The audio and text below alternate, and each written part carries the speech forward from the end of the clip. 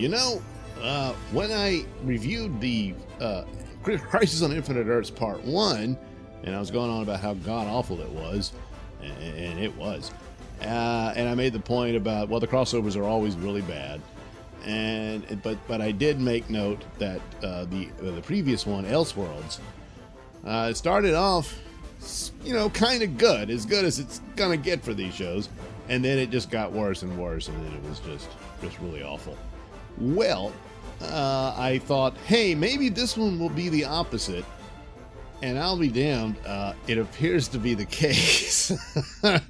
It's nothing to get all excited about or anything, but the last episode was better than the first one a little bit. It had a bit more of a point to it, and they had stuff to do, but there was some really bad moments, especially for Smallville fans. I wasn't a Smallville fan, don't really care about the show, but I could understand their disappointment and how that was handled. Boy, and the more I think about the Kevin Conroy's Batman, I was like, because they played the theme from the cartoon show, and are they suggesting that's the ultimate end of that Batman? Because the best depiction of Batman ever was that 90s cartoon series. So, it would have been much better to say he was the Kingdom Come Batman, because he looked the part and everything. But I don't know, they just didn't do it that way. So once again, the Flash has to right the ship and save everything. So yeah, this was the Flash's episode of the whole Crisis thing, and the Flash just have a better cast. This cast is capable of carrying shows even when they're not that great, although even they can't save everything. So quite a few of the Flash episodes are just really bad. But out of the whole group, they're the best, and certainly proved it here as they moved it forward. Now, there was some more interesting cameos, and I think they did a little better with them, even though some of them were pretty short. I mean, it opens up with a nod to the failed Birds of Prey TV series that came about, and probably they wanted to do that because they got the movie coming out, and boy, I tell you, the TV show looks a lot better now. That movie, those trailers look god-awful. But it's just a trailer, of course. Not fair. But anyway, so they give, it was the actress who played the Huntress, there she is. She's talking to Oracle. You don't see anyone else, but, well, they lose, so their Earth gets destroyed, and that's it for them.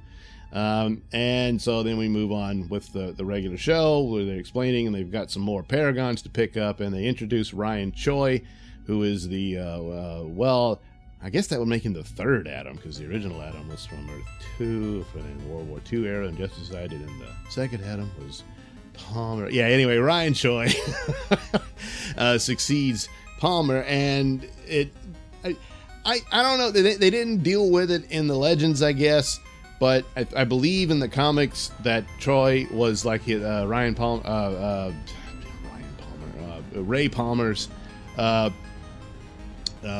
best student and what have you, because he was a professor and all that sort of stuff, and it stood to reason that he would succeed him as the Atom and all that sort of thing. So that's they're giving a nod to that, so I'm guessing he'll be the new Atom by the time this is over, of some sort. But it would have made a better story if he actually had some kind of relationship with Palmer and looked up to him. But I guess they'll have a moment and he'll think, wow, what a great guy. He already is a fan of his because he's following him as a physicist and all that sort of thing, and read his journals and whatnot, or publications, what have you.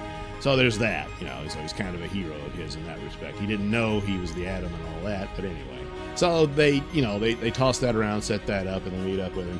They give Iris a moment because she's there to try to win the guy over, to explain he has to join their crew in order to save the multiverse.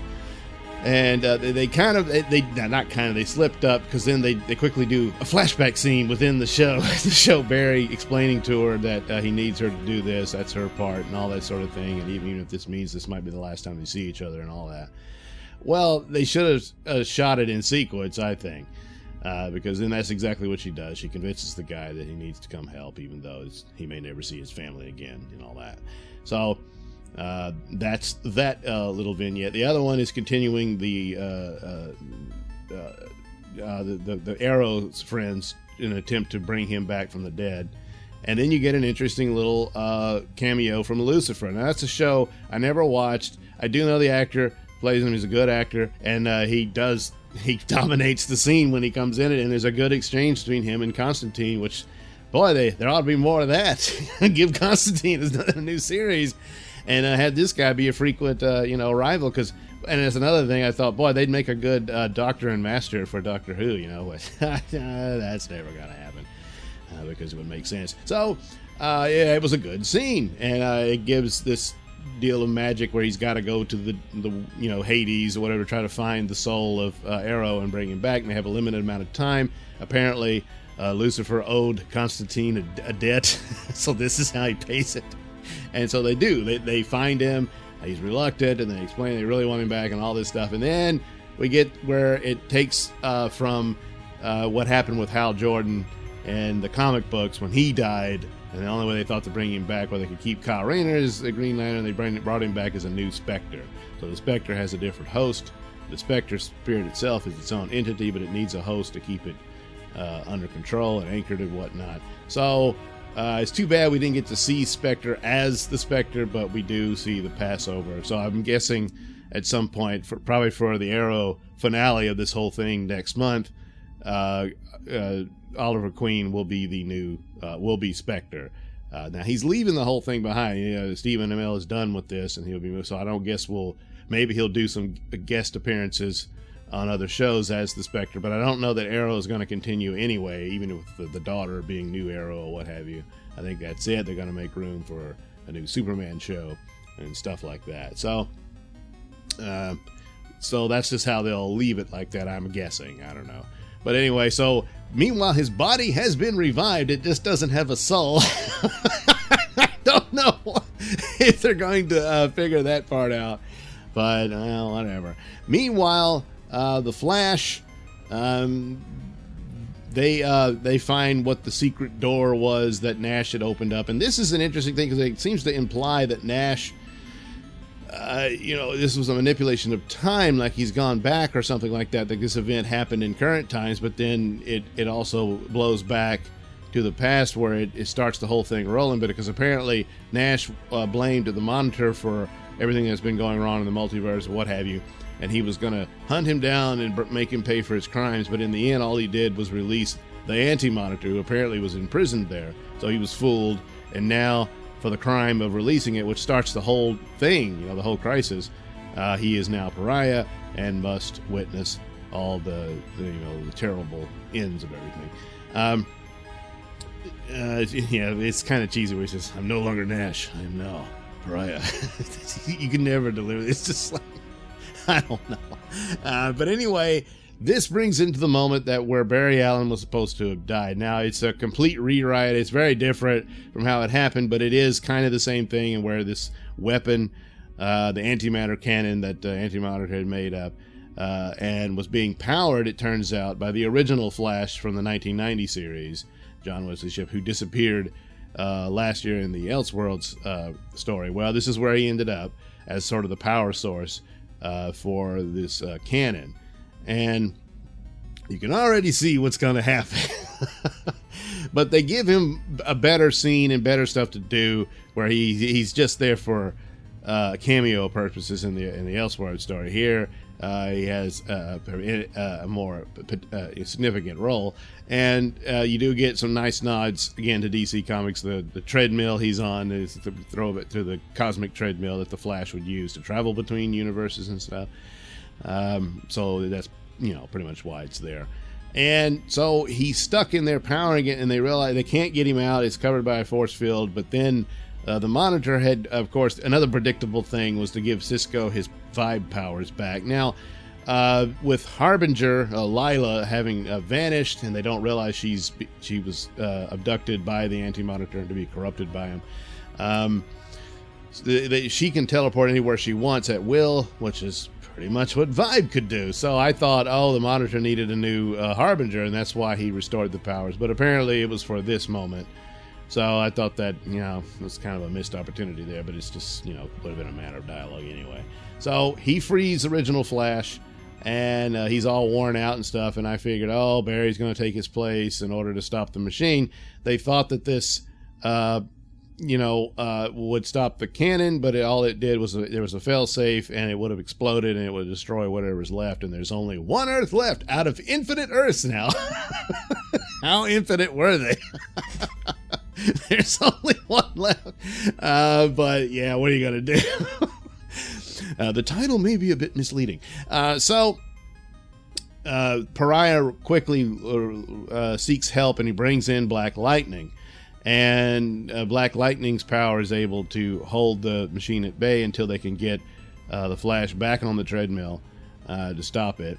And so Barry figures, oh, well, old Flash, he's worn out and tired, so this is what I'm supposed to do. And he's ready to sacrifice himself. But old Flash stops him and somehow is able to absorb his speed power. Just a good thing he's got that in his back pocket. So he does, because he's like, look, my family and my friends, they're all gone. They've already been wiped out, and you still got a chance with your family, so it makes more sense that I do it. So he does, and they get a send-off for him. They show a scene from the old show of him and Tina, and they eventually got married and, had a family and all that. And then he dies. He fades away as a result of destroying the Anti-Monitor's weapon. But meanwhile, we learn that Black Lightning's world has been completely wiped out, so he's alone. He's he's pretty devastated by this. He has a moment with Barry Allen, and it's a sad thing because I watched Black Lightning the first season, and there was a lot of good potential there. It was actually in a lot of ways better than Supergirl, which by now is saying absolutely nothing, but it just had really terrible moments in it that was just really unforgivable, and it's too bad, because this guy's a good actor. He performs the role well, and he's actually got a better suit than the one he had when it started, because I haven't been keeping up with it, so they gave him a better suit now, so there's that. And so he has his moment, but so I'm guessing one way or another they're going to have to undo some amount of the damage, or like I said, it looks like they're in the previews. They're going to do the plot where they go back at the beginning of time, and this would start things over. And my guess is it'll be all one world, and these heroes will interact with each other on a more regular basis from time to time, because they'll be living on a new Earth, and for the most part, most of them, their families will be brought back and on that version of Earth. So there you go for that. Now, they had the Batgirl versus Supergirl moment, which wasn't much. The Supergirl wants to use the Book of Destiny. Batgirl thinks that's bad and it's too risky, and she's holding kryptonite that evil Bruce Wayne gave her. Jeez. And she's thinking, oh boy, am I gonna have to kill Supergirl to stop her from doing this? But they just have girl talk, and they emotionally validate each other, and there you go. And then they make love. No. They do kiss each other's butt, but only metaphorically. And so there you go. Overall, it was an improvement on the other two shows, and maybe it's just the people who are directly responsible for the Flash are just better at it, and they did this one. I don't know how that happens, but it just sort of is. It does end on a sour note. I really wanted to see more of Brandon Routh's Kingdom Come Superman, but he does escape from the ultimate doom. Oh yeah, Lila, it comes back. She's possessed by the Anti-Monitor, and she kills the Monitor. So yeah, pretty much how it happened in the comic book. But Pariah is able to help them escape, and they go to Vanishing Point, which is from the time travel stories of Legends, and there they are. They're in there safe for the moment. But Lex Luthor pulled a fast one and is able to take the place of Superman. And so now there they are. They have their paragons, but one of them is this little asshole. so there you go.